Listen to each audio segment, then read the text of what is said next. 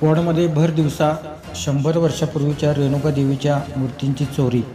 कुपवाड शहरातील जुना मिरज रोड थोरला गणपती चौक येथील श्री रेणुका माता या मंदिरातील 100 वर्ष जुन्या रेणुका देवीची मूर्ती समयी लहान देवांच्या मूर्त्या काल बुधवार दिनांक 9 एप्रिल रोजी सायंकाळी 5:30 ते 6 दरम्यान चोरले गेले आहेत। या मंदिराची स्थापना 1923 रोजी महादेव नाईक कुटुंबियांनी केली आहे।